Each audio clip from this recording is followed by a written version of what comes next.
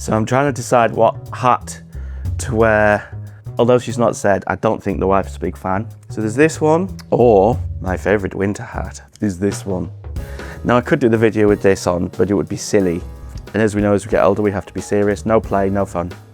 So what hat am I going to wear? This is a crisis. So anyway, no gimmicks, no nonsense. Let's just talk about art and how fabulous I look. Right, so today we're having another look at some sketchbooks and another little sketchbook tour.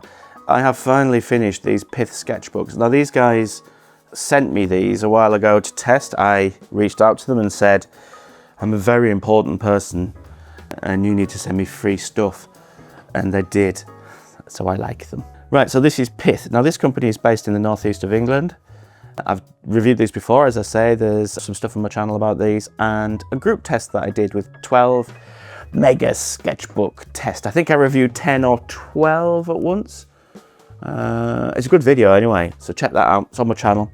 So yeah, these pads, these sketchbooks, kind of unique, made like many others. They have this really interesting binding and this little cotton pith tag on them there. I don't know if you can see that. This is a Cara book and this is a Lumiere. They both have 1.5mm recycled cardboard covers.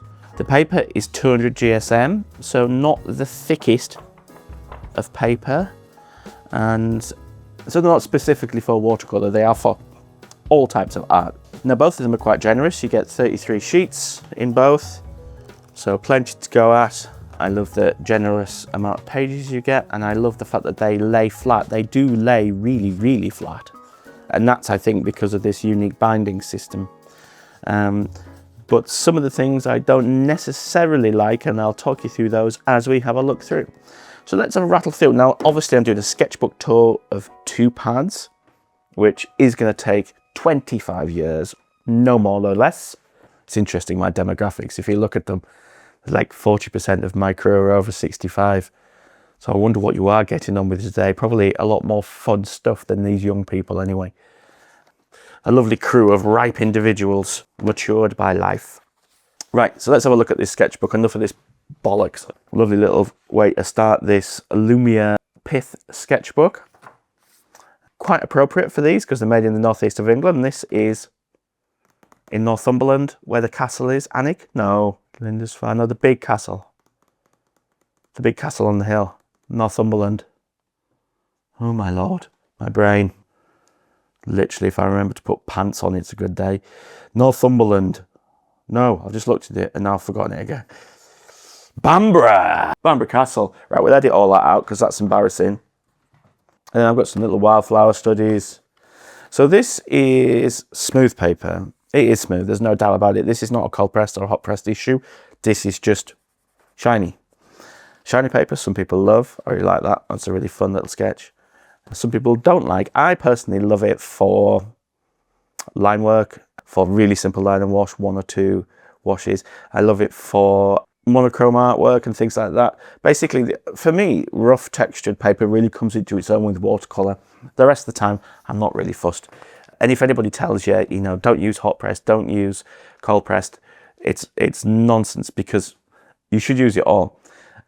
At least so you get an understanding of how the texture of the paper will affect your art. And then once you've got a bit of experience under your belly and you've tried some stuff, then you can choose what's best for you.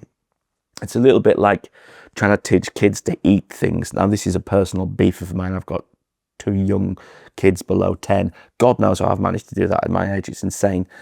Anyway, trying to get them to try stuff. And you're trying to explain to them that you've got to try the food because you don't know what you like. Now, I know you like chips and I know you like pizza, but you can't just eat those things. And anyway, hand relax. So this is a perfect little sketch. Sitting in my back garden, my backyard, happy as a pig in its natural woodland environment. And this is another day sitting with my daughter, sketching mayflies and flowers. Heavenly moments, pure joy. There you go. Always express joy. The idea that we have in our society of what cool is, and this goes back to like the 40s and 50s, the fact that cool is this somehow standoffish, you know, vibe where you don't express feelings, you don't express emotions, I think is nonsense. I like to be around people who show joy, who show emotions. For me, cool should be about expressing happiness or sadness or whatever. Anyway, I'm off again. So yeah, this is a good example here of where this paper isn't ideal. Now, if you look at the sizing on this paper, and what it means is it doesn't quite take the liquid as well as it could. You see this bobbling here? This is the coating that's been put on the paper to stop the stuff absorbing straight in. Now, sizing is a really weird term. And most people think of sizing at A4 or a centimetre size. But sizing is a coating that they put on top of the paper to stop the liquid just soaking in straight and going like blotting paper, essentially, where it just goes poof and absorbs in like a sponge.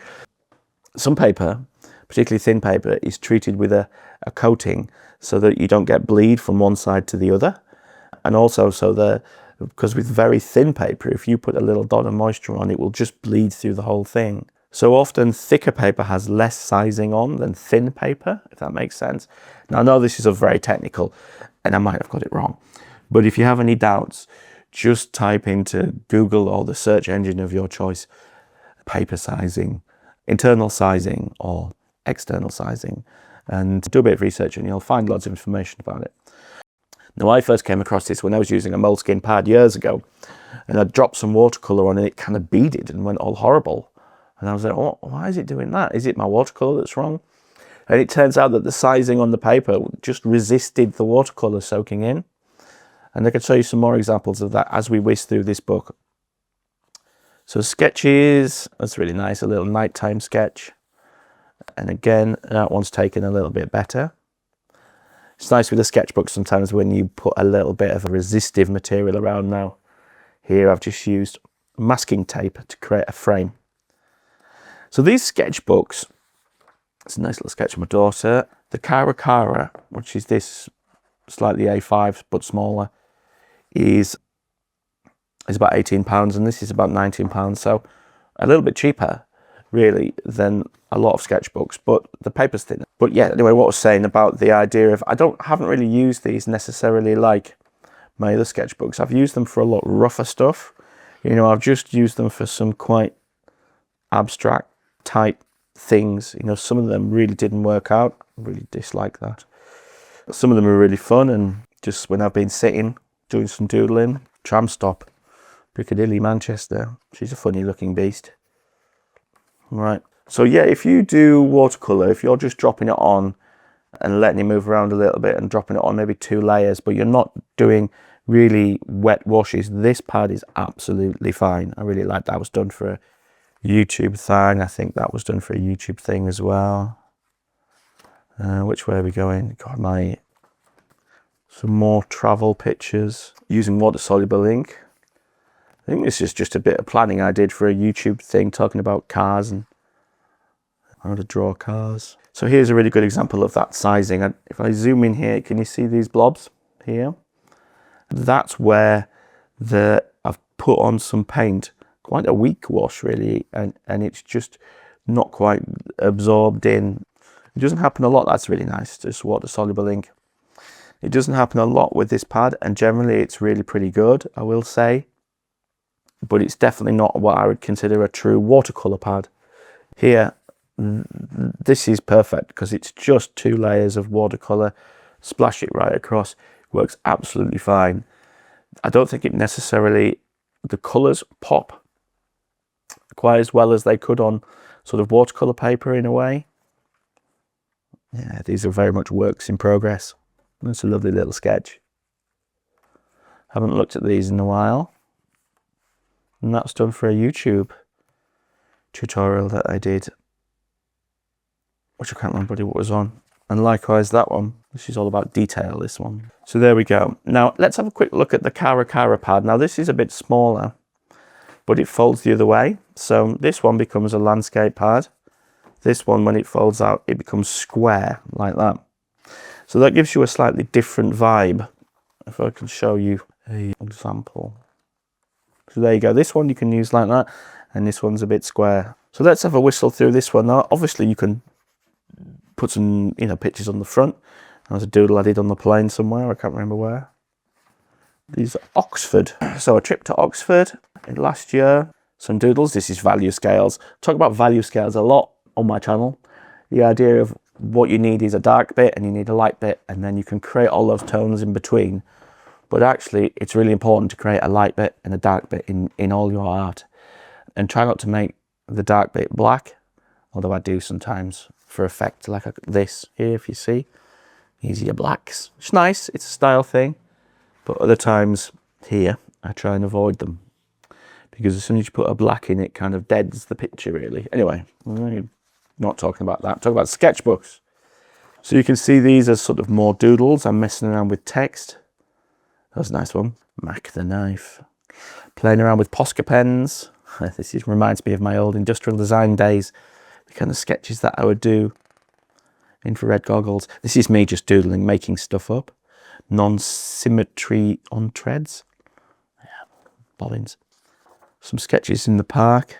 Some sketches of people. Something like that. Bits of me I'm grateful for. Thank you, feet. If you don't know what to paint or draw, just draw a few bits of your body. I think a few people expressed concerns of where this was going to end up, so I only did one. So yeah, some more sketches. A bit of staves. This is something that I've definitely investigated a little bit more in the last couple of years, is fine liners, different coloured fine liners like greys and browns. This is grey, this is a brown. More brown, a brush pen. It's really nice, isn't it? Simple sketches. So again, I wouldn't say this pad necessarily takes colour brilliantly. Sort of quick urban sketches, it's definitely good enough. It's quite a wet, quick sort of wet sketch, and that's taken quite well, hasn't it? This is a bit of an experiment. Always nice to have a play. There's some strong diagonals in that picture that I really like, and then of course it's at a bit of an angle. What do you think of that? Different, eh? These are lovely. I love a simple boat sketch. There's just something really sweet about a simple boat sketch, and I love the patina on that hole. You can actually feel, weirdly, you can feel the watercolour sitting on top of this pad in the same way you can't with more rough paper. And again, some really super quick sketches where I've just had a play and splattered some ink down. I like those. And the last couple of sketches in here, there is about 2 pages left, but anyway. So if you're going to be urban sketching or working not primarily in watercolour, or just using a little bit of watercolour as a sort of like tinting method where you just put a little bit here and a little bit there, I think these will be great for you. They're excellent value for money. I really like the fact they lay so flat, and they've got this really cool design. They'd be my go-to, and no pressure, sitting on the train just doing some rough sketching, you know, art for art's sake, rather than trying to do something where it's really considered. They're a great place to have a play, if that makes sense. So yeah, I've talked a lot of nonsense and think I need a drink of tea, so I'm going to go and do that. Thanks for stopping by again, guys, and listening to all my twaddle. We'll see you next time. Ciao. Whoa, where did that come from?